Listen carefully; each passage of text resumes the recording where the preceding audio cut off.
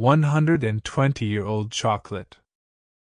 In Australia, people working at the National Library recently made a truly amazing discovery.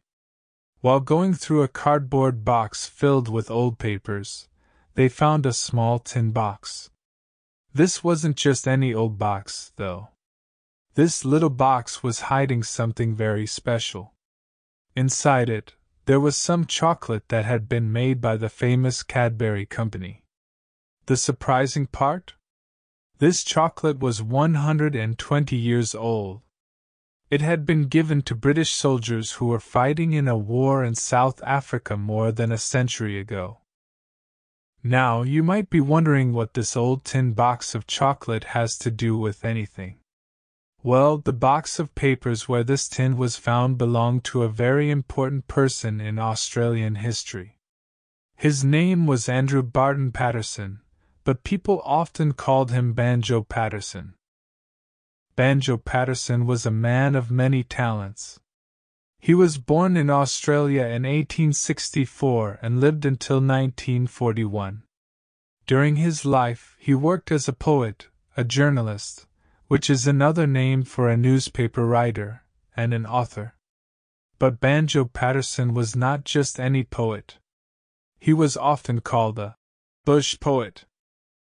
You see, in Australia, there's a part of the country that's known as the bush. This region isn't very crowded with people. In fact, much of it is desert.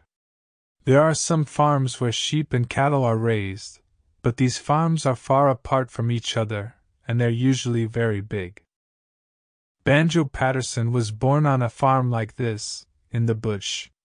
When he was a teenager, he moved to Sydney, which is the largest city in Australia, to go to school. After he finished school, he worked as a lawyer in Sydney. But he also started writing articles for a magazine, or as some people call it, a journal. During the time when Banjo Paterson was writing, Australia was part of the British Empire. And in many of his articles, Banjo Paterson criticized, or spoke out against, the British government. To protect his identity, he used a pseudonym, or a fake name, when his articles were published in the journal. He wrote under the name, The Banjo, which was actually the name of his favorite horse. So, the tin box with the old chocolate inside was found among Banjo Paterson's papers. This unusual discovery creates a connection between the old tin of Cadbury chocolate and the life of Banjo Paterson. It makes us wonder how this tin got to be with Banjo Paterson's papers and what story it might have to tell about the past. It's like a sweet piece of history that has been waiting to be discovered. Andrew Barton Patterson, better known as Banjo Paterson, was an important figure in Australian history. Born on a farm in the Australian bush in 1864, he lived a life full of different experiences. He was a man who wore many hats. He was a poet, a journalist, and an author. But how did this bush boy become so famous? And how did he come to be known as Banjo Paterson? In his teenage years, Banjo Paterson left the farm and the bush behind. He moved to Sydney, which is the biggest city in Australia. There, he went to school. After finishing school, he started working in Sydney as a lawyer. Even though he was busy with his work, he also started writing articles for a magazine. This is where the name Banjo comes in. When Banjo Paterson was writing his articles, he did not use his real name. Instead, he used a pseudonym, or a fake name. This fake name was The Banjo. And where did this name come from? It was actually the name of his favorite horse. It might seem funny to use a horse's name, but it was a way for Paterson to hide his true identity while he was criticizing the British government in his articles. Australia was part of the British Empire during this time, and Patterson did not always agree with the British government's actions. Banjo Patterson was not only known for his articles, though. He also became very famous for his poems and songs, also known as ballads. These ballads were often about life in the Australian bush, and they were very popular. They were published in the magazine, and the words were set to music by another person. One of these ballads was called "The Man from Snowy River." This song made Banjo Patterson a household name in Australia, which means that almost everyone in Australia knew who he was. But the ballad that he is best known for today is Waltzing Matilda. This song is so important in Australia that it is often called the country's unofficial national anthem. It tells the story of a man living in the bush and uses many Australian slang words. Through his work, Banjo Patterson had a big impact on Australian culture. His ballads gave people a picture of what life in the bush was like. They told stories of the land, the people, and the animals in a way that was uniquely Australian. Even though he often used a horse's name when he was writing, Banjo Patterson left his own mark on Australian history. He was a voice for Australia during a time of change, and his words are still remembered today. When Banjo Patterson was living and working in Sydney, Australia was a part of the British Empire. What does that mean? Well, the British Empire was made up of many different countries all around the world, and Australia was one of them. This meant that the British government in London had a lot of control over what happened in Australia. But not everyone in Australia was happy about this. In fact, Banjo Patterson was one of the people who often criticized the British government. Patterson was not scared to share his thoughts about the British government. Remember when we talked about how he wrote articles using the name, the Banjo? In many of these articles, he talked about the things that he did not like about the British government. He thought that the British government made decisions that were not always good for Australia. This was a brave thing to do because criticizing the government could be dangerous. But Patterson cared about his country and wanted the best for it. Banjo Patterson's connection to the British Empire did not end with his articles, though. In 1899, he went to South Africa as a war correspondent. This means that he was a reporter for 2 Australian newspapers, and his job was to write about the Second Boer War. This war was between the British and the Boers, who were the people of Dutch, French, and German descent living in South Africa. The Second Boer War was a big event in the history of the British Empire. It started because the British were worried about the wealth that the Boers had gained from finding diamonds in the Transvaal, one of their colonies. The British were afraid that the Boers might use this wealth to take over South Africa. So, they decided to attack first.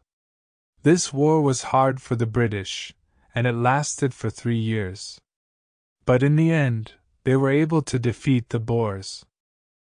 As a war correspondent, Banjo Patterson was right in the middle of this important event.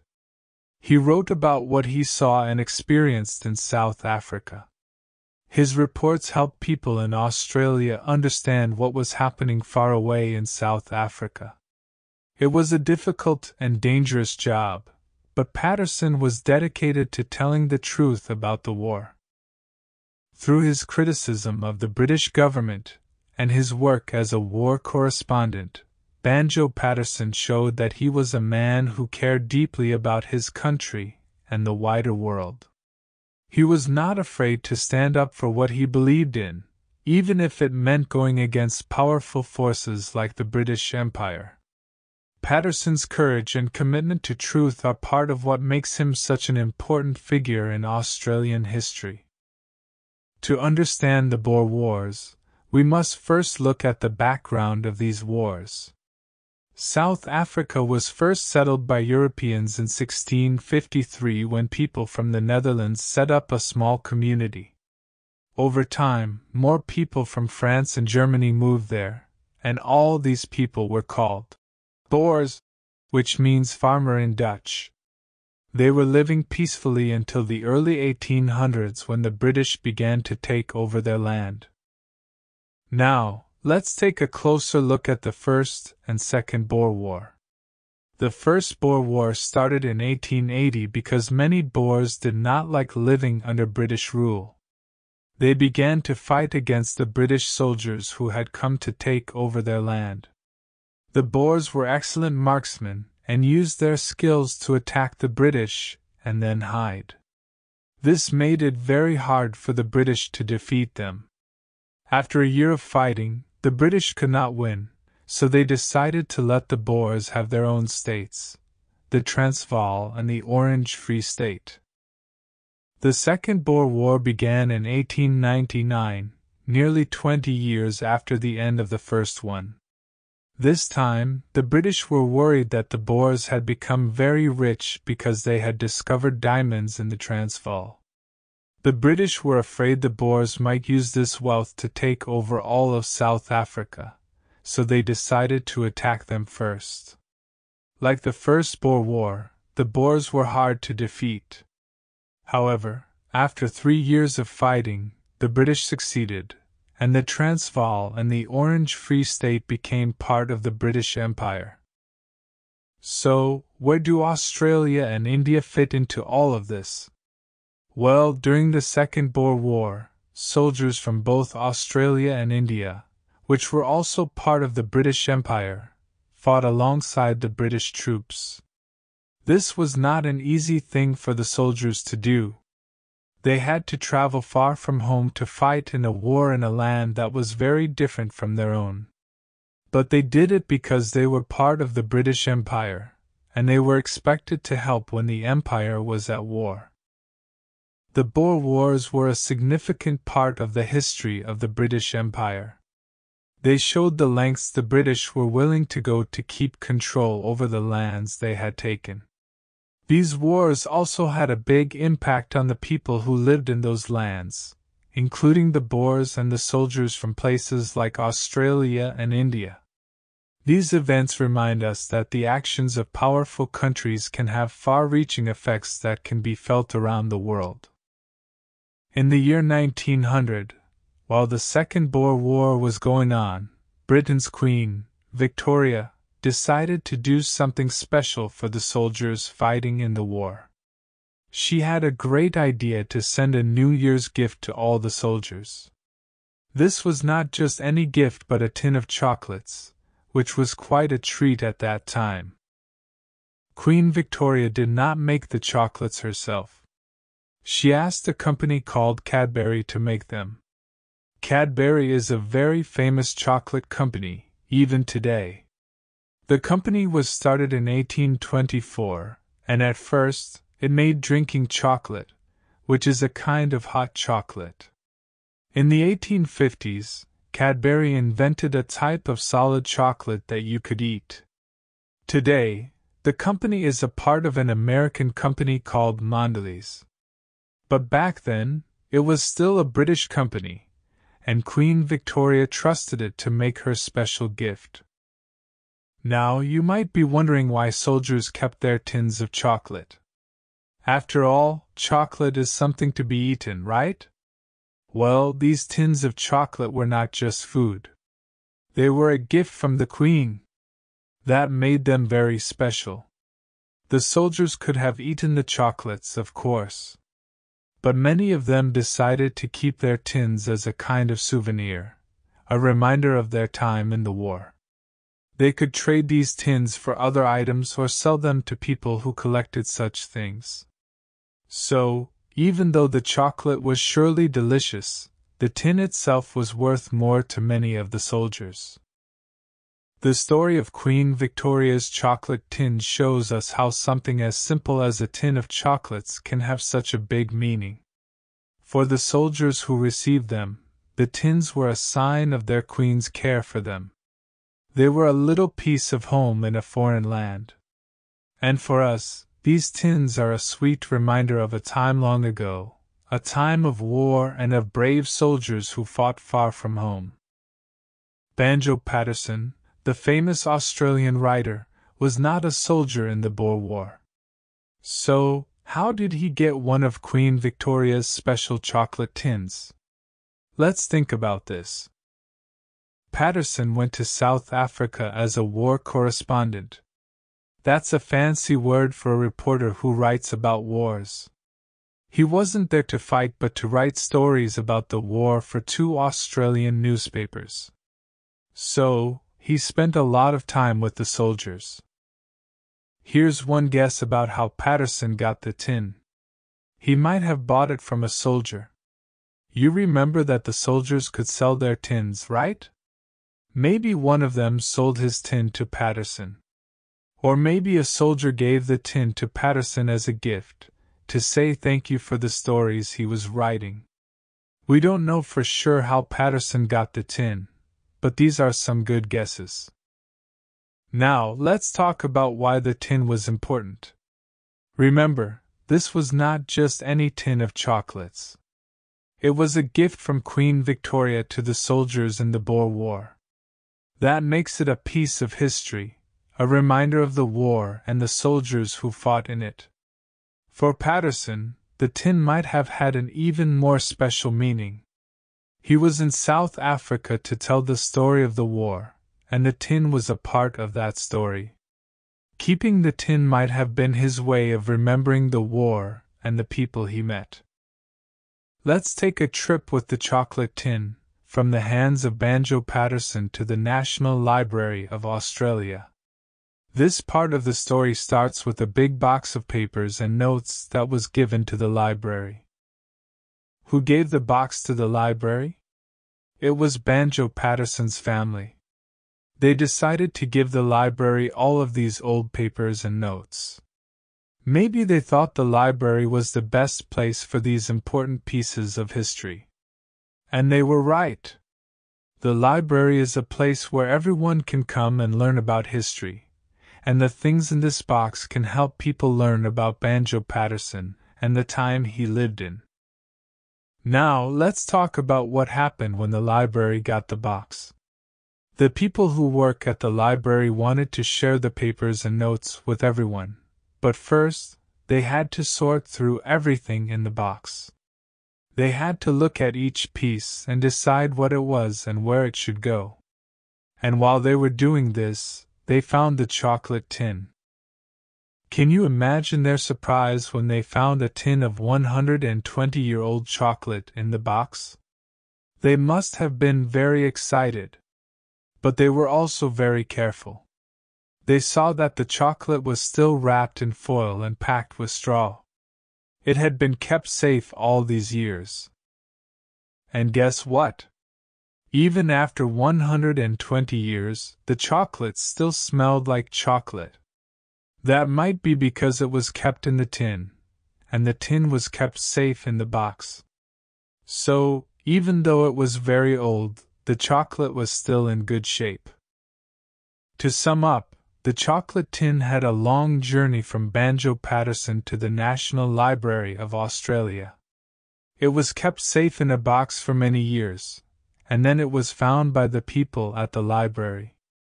They were very surprised and happy to find it, and they took good care of it.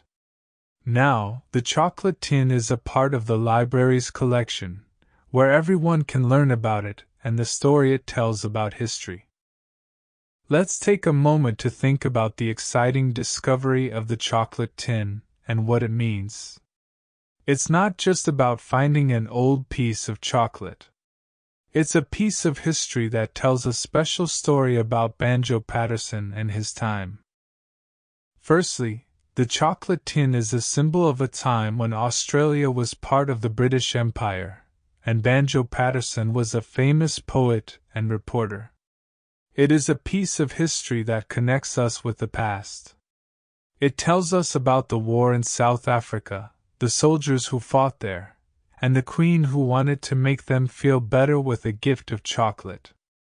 It's a little bit of the past that we can see and touch. Moreover, the chocolate tin also shows us something about Banjo Paterson. He was not just a poet and reporter, but also a collector of interesting things. He kept this tin of chocolate for many years, and it stayed with him even after he left South Africa and came back to Australia. This small tin tells a big story about who Banjo Paterson was and what he did. Now, let's look to the future. The people at the National Library of Australia are working hard to digitize all of Banjo Paterson's papers and notes. Digitize means to turn papers and notes into a digital form that can be seen on a computer. This is a big job, but it is very important. Once the papers and notes are digitized, people from all over the world can see them on the internet. They can learn about Banjo Paterson and his time, just like we have done. The discovery of the chocolate tin is a wonderful surprise that brings history to life.